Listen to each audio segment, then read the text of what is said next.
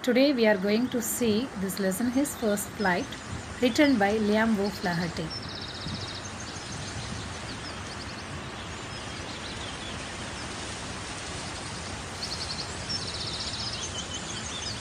The young seagull was alone on his ledge.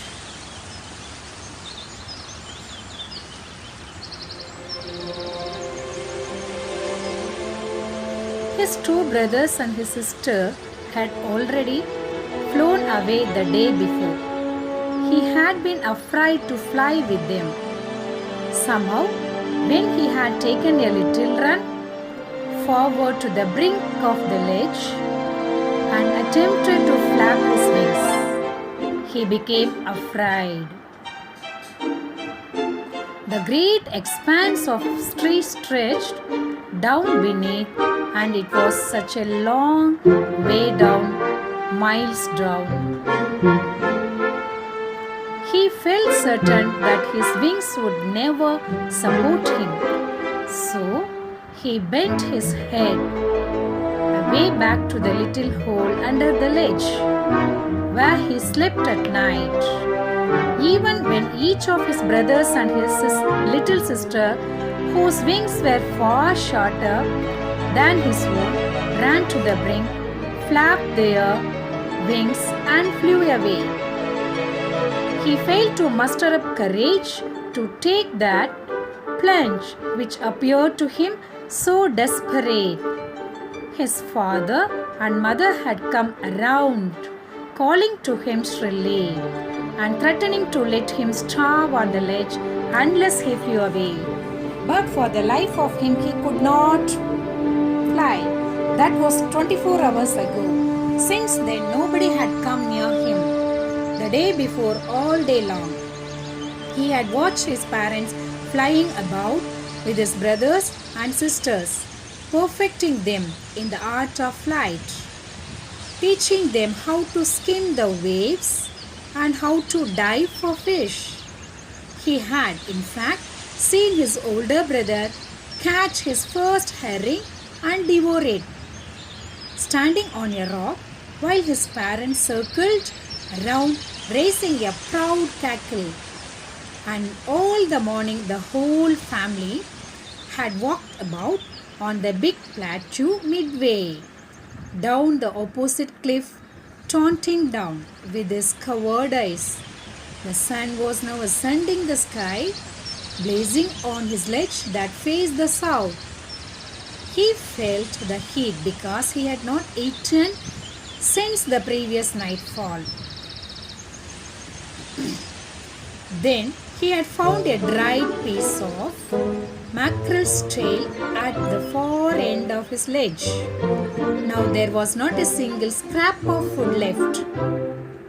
He had searched every inch, rooting among the rough, dirt-caked straw nest, where he and his brother and sisters had been hatched. He even gnawed at the dried piece of spotted eggshell. It was like eating a part of himself. He had then trotted back and forth down end of the ledge to the other, his grey body the color of the cliff, his long grey legs stepping daintily, trying to find some means of reaching his parents without having to fly. But on each side of him the ledge ended in a sheer fall-in precipice with the sea beneath, and between him and his parents there was a deep wide chasm. Surely he could reach them without flying if he could only move northwards along the cliff face. But then on what could he walk? There was no ledge, and he was not flying. And above him he could see nothing. The precipice was sheer, and the top of it was perhaps further away than the sea beneath him. He stepped slowly out to the brink on the ledge, and standing on one leg with the other leg hidden under his wings, he closed one eye, then the other, and pretended to be falling asleep. Still they took no notice of him. He saw his two brothers and his sister lying on the plateau, dozing with their food sunk into their neck. His father was preening his feathers on his white back. Only his mother was looking at him. She was standing on a little high hump on the plateau, her white breast thrust forward.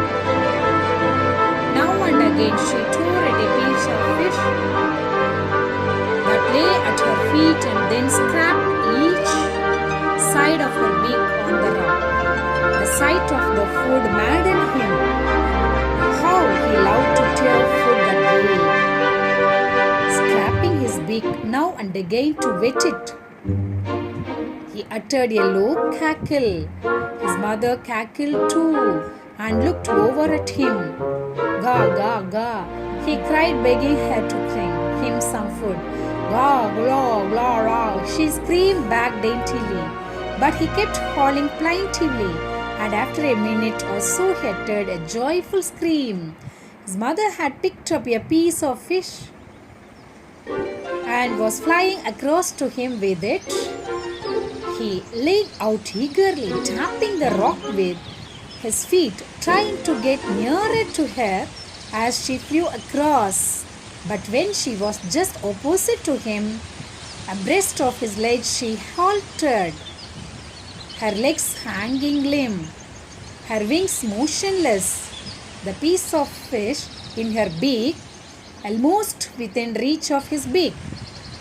He waited a moment in surprise, wondering why she didn't come nearer, and then, maddened by hunger, he dived at the fish. With a loud scream, he fell outwards and downwards into space. His mother had swooped upwards. As he passed beneath her, he heard the swish of her wings. Then a monstrous terror seized him, and his heart stood still. He could not hear nothing, but it only lasted a minute. The next moment he felt his wings spread outwards. The wind rushed against his breast feathers, then under his stomach and against his wings. He could feel the tip of his wings cutting through the air. He was not falling headlong now. He was soaring gradually, downwards and outwards. He was no longer afraid. He just felt a bit dizzy. Then he flapped his wings once and he soared upwards. He uttered a joyous scream and flapped them again. He soared higher. He raised his breast and banked against the wind. Ga, ga, ga, gla, la, la, la, la. His mother swooped past him, her wings making a loud noise. He answered her with another scream. Then his father flew over him screaming. He saw his two brothers and his sister flying around him, curveting and banking and soaring and diving. Then he completely forgot that he has always been able to fly and commanded himself to dive and soar and curve. Shrieking shrilly, he was near the sea now, flying straight over it, facing straight out over the ocean. He saw a vast green sea beneath him, with little ridges moving over it, and he turned his beak sideways and cawed amusedly. His parents and his brother and sister had landed on the green, flooring ahead of him. They were beckoning to him, calling shrilly. He dropped his legs to stand on the green sea. His legs sank into it. He screamed with fright and attempted to rise again, flapping his wings. But he was tired and weak with hunger, and he could not rise. Exhausted by the strange exercise, his feet sank into the green sea, and then his belly touched it, and he sank no farther. He was floating on it. And around him, his family was screaming, praising him, and their beaks were offering him scraps of dogfish. He had made his first flight.